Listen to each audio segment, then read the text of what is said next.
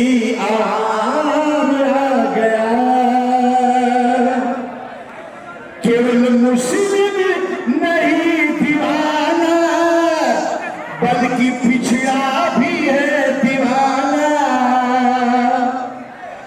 बाबा साहब भीम का पैगाम आ गया। पीएम पढ़ना को बनाने ये आवाज आ गया। जिंदाबाद आकाश आनंद जिंदाबाद, बहुजन समाज पार्टी जिंदाबाद, जिंदाबाद जिंदाबाद। बिहारियों ने ललकारा है बहन जी को प्रधानमंत्री बनाना। बिहारियों जय भीम, जय भीम। साथियों, आज आप सब ने अपने दिल से जो आज मुझे यहाँ पे बुलाकर इतनी खुशी से स्वागत किया है, इसके लिए मैं आप सभी का तहे दिल से धन्यवाद करता हूँ। आज इतनी बड़ी संख्या में हमारे सभी बुजुर्ग, हमारे बड़े, हमारी माताएं बहनें जो इतनी बड़ी संख्या में यहाँ मौजूद हैं, आप सभी का खास तौर से मैं तहे दिल से धन्यवाद करता हूँ। हमारे युवा साथी जो इतनी गर्मजोशी के साथ इतनी देर से नारे लगा रहे हैं, आप सभी का भी मैं तहे दिल से धन्यवाद करता हूँ। यहाँ मंच पे विराजमान सभी पार्टी के पदाधिकारी और कार्यकर्तागण, आप सभी का भी मैं तहे दिल से धन्यवाद करता हूँ। साथियों, सबसे पहले मैं अपने सभी संतों, गुरुओं व महापुरुषों में से खासकर महात्मा ज्योतिबा फूले, छत्रपति शाहू जी महाराज, नारायणा गुरु, पेरियार रामास्वामी जी, बाबा साहब डॉक्टर भीमराव अंबेडकर जी एवं मान्यवर साहब श्री काशीराम जी को नमन करता हूँ। मान्यवर साहब श्री काशीराम जी की एकमात्र उत्तराधिकारी आदरणीय बहन कुमारी मायावती जी को भी तहे दिल से नमन करता हूँ। उत्तर प्रदेश की 4 बार मुख्यमंत्री, लोकसभा व राज्यसभा की कई बार सदस्य रही आदरणीय बहन कुमारी मायावती जी, जिन्होंने सभी SC, ST, OBC एवं अल्पसंख्यक समाज के साथ साथ सर्व समाज में से गरीब और कमज़ोरों के लिए अपना पूरा जीवन समर्पित किया है।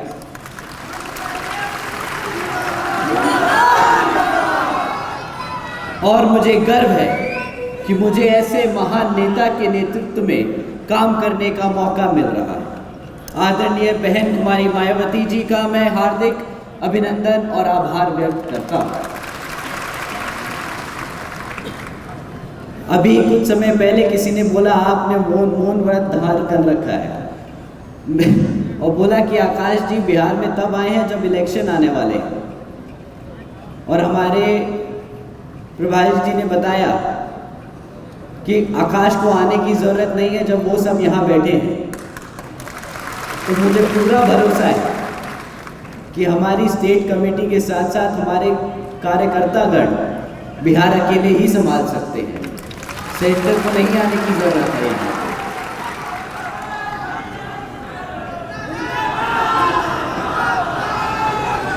और मैं ये मानता हूँ कि आकाश हर वक्त हर जगह नहीं हो सकता, पर मैं हर एक कार्यकर्ता के दिल में बसता हूँ शायद। तो मैं हर वक्त आप लोगों के साथ हूँ, हर वक्त हर जगह आप सबके साथ हूँ, आपकी दुआओं में साथ हूँ, आपकी मुश्किलों में साथ हूँ, क्योंकि बहन जी ने मुझे पदाधिकारी से पहले एक कार्यकर्ता बनाया है। तो आप सभी के साथ, आप सभी के बीच में हूँ।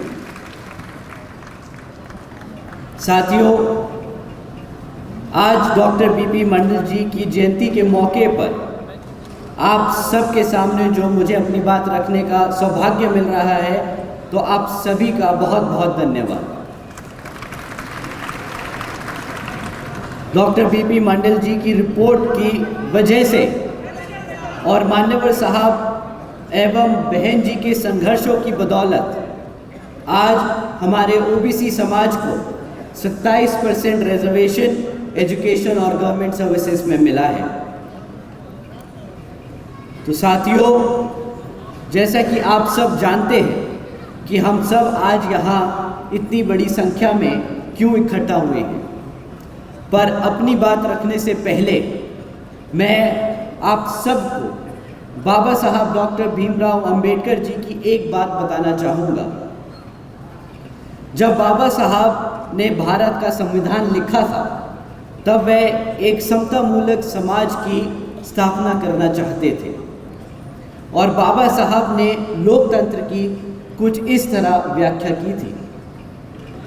A form and a method of government whereby revolutionary changes in the economic and social life of people are brought about without bloodshed। बाबा साहब के विचारों का भारत कुछ इस तरह का था, जहाँ पर स्कूलों में बच्चों के साथ भेदभाव ना किया जाए, ऐसा है बाबा साहब के विचारों का भारत। जहाँ पर महिलाओं पर अत्याचार ना हो, ऐसा है बाबा साहब के विचारों का भारत। जहाँ पर हर जाति और धर्म को बराबर का सम्मान मिले, ऐसा है बाबा साहब के विचारों का भारत। परंतु हकीकत तो ये है कि आज यहाँ बिहार में जो आरजेडी और जेडीयू की सरकार चल रही है, वह ना सिर्फ ओबीसी विरोधी है, बल्कि बहुजन समाज के साथ साथ सर्व समाज विरोधी भी है।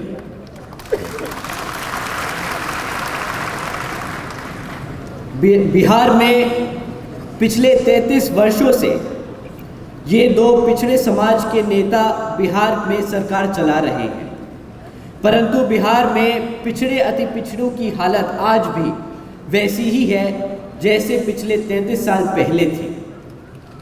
ना तो ओबीसी समाज को आज तक सुरक्षा दे पाए ये सब, ना तो ओबीसी समाज को आज तक शिक्षा दे पाए ये लोग, और ना तो ओबीसी समाज को आज तक रोजगार दे पाए ये लोग। आज भी बिहार के छात्रों को बाहर के प्रांतों में जाकर अपनी शिक्षा पूरी करनी पड़ती है। बहुत से पिछड़े समाज के लोग तो पढ़ाई करना ही छोड़ देते हैं, तो फिर बेचारे मजबूरी में मजदूरी करनी पड़ती है।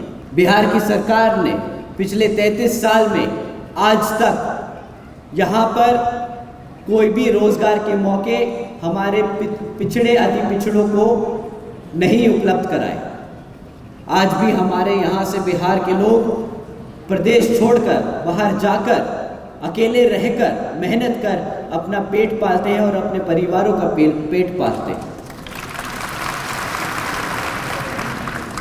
यहाँ की दोनों सरकारों ने पिछले 33 साल में सिर्फ कुछ ही एरियाज़ में उपलब्धि पाई, जैसे कि बिहार को भारत में तीसरे नंबर पे लाके खड़ा कर दिया इन दोनों ने बेरोजगारी के मामले में। आज बिहार में लगभग 17% दलित और 36% अति पिछड़े समाज के लोग रहते हैं। आज बिहार को भारत में दूसरे नंबर पे लाके खड़ा कर दिया इन लोगों ने, जहां पर SC ST OBC समाज के साथ साथ पिछड़े समाज पर अत्याचारों के केस दर्ज किए जाते हैं। तो साथियों, जो मुख्यमंत्री हमारे समाज को सुरक्षा और रोजगार ना दे पाए, मैं आप सब से पूछता हूँ, क्या उसे गद्दी पे बैठने का हक है? इतनी तेज आवाज नहीं आई है, इतनी तेज है कि वो बैठी कुर्सी से गिर जाएं। क्या उन्हें मुख्यमंत्री की गद्दी पे बैठने का हक है? आज आप सब ने बता दिया कि आने वाले विधानसभा चुनावों में कि किसकी सरकार बनने जा रही है। आप सबकी मेहनत जरूर रंग लाएगी साथियों।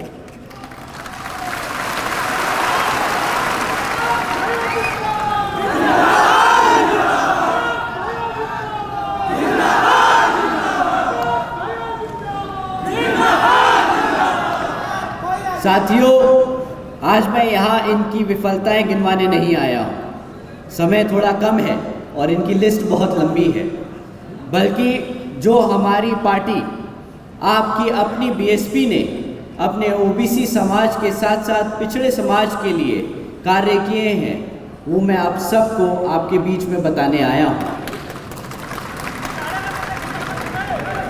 साथियों, आदरणीय बहन जी ने अपनी 4 बार की शासनकाल में अपने दलित समाज और अपने ओबीसी व अल्पसंख्यक समाज के लिए अनेकों काम किए।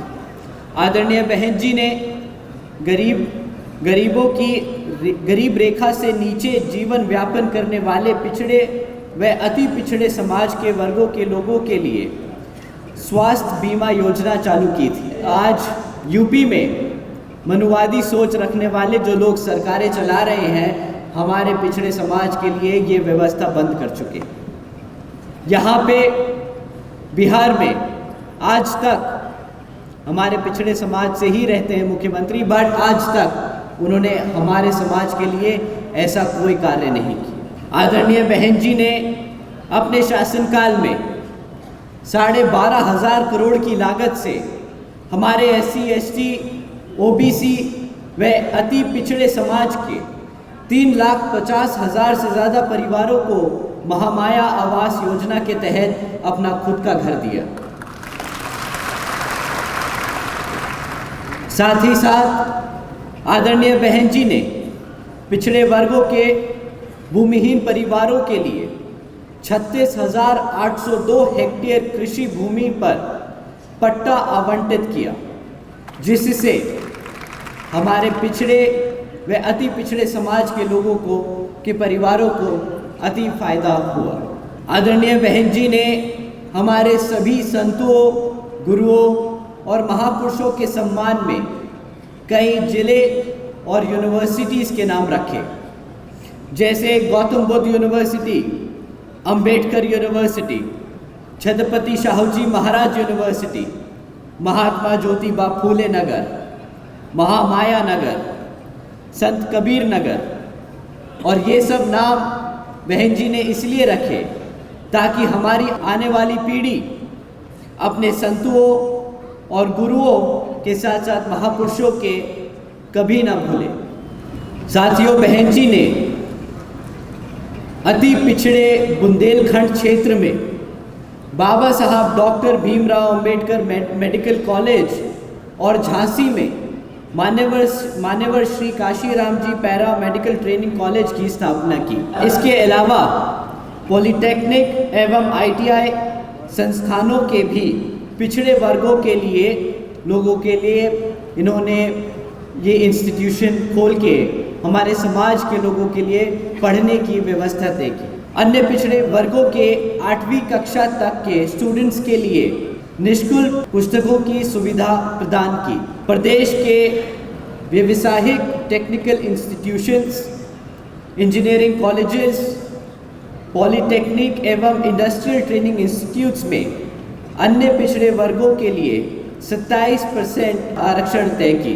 कृषि एवं संबंधित कार्यों में मिनिमम वेजेस को 55 रुपये से बढ़ाकर 100 रुपये प्रतिदिन बहन जी ने तय की। अन्य पिछड़े वर्गों के लोगों के लिए क्रीमी लेयर की वार्षिक आय सीमा 3 लाख रुपए से बढ़ाकर 5 लाख रुपए तक बहन जी ने अपने शासनकाल में तय की। साथ ही साथ बहन जी ने अपने शासनकाल में 90,000 से अधिक शिक्षकों को रोजगार देने का काम किया। 1 लाख से अधिक सफाई कर्मचारियों को भर्ती किया और 2 लाख से अधिक जवानों को पुलिस फोर्स में भर्ती किया, ताकि हमारे लोगों को अपना प्रदेश छोड़कर अपनों से दूर रहने की ज़रूरत ना पड़े।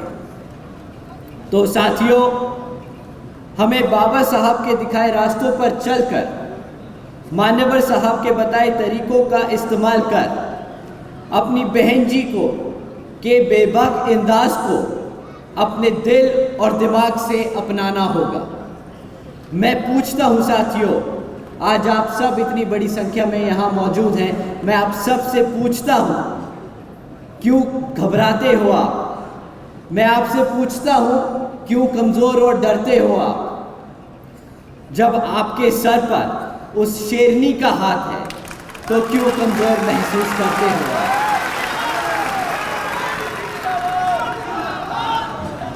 आप सब कभी मत भूलिएगा कि आप बहुजन समाज से हैं। आप कभी न झुकना, कभी न रुकना, अपनी जिंदगी को अपनी शर्तों पे जीने वाले हो आप सब। साथियों, वो कहते हैं ना कि अगर किसी चीज़ की लत लग जाए तो आदमी की पहचान बन जाती है। तो मैं कहता हूँ आप सब से आज कि बना लीजिए पहचान एक निडर समाज की, एक ताकतवर समाज की, एक मजबूत बहुजन समाज की। तो साथियों, समय आ गया है कि हम सब एकजुट होकर समाज के हर एक व्यक्ति को बसपा से जोड़कर बता दें कि हम आ रहे हैं, हम आ रहे हैं हर उस चीज़ के लिए जो इस संविधान में हमारे समाज के लिए हमारे गुरु देकर गए हैं, बाबा साहब डॉक्टर भीमराव अंबेडकर जी। अंत में एक बार दोबारा से मैं यहाँ मौजूद सभी माताओं, बहनों, बड़े बुजुर्गों और हमारे युवा साथियों का तहे दिल से धन्यवाद करता हूँ। जय भीम, जय भारत, जय बहन जी।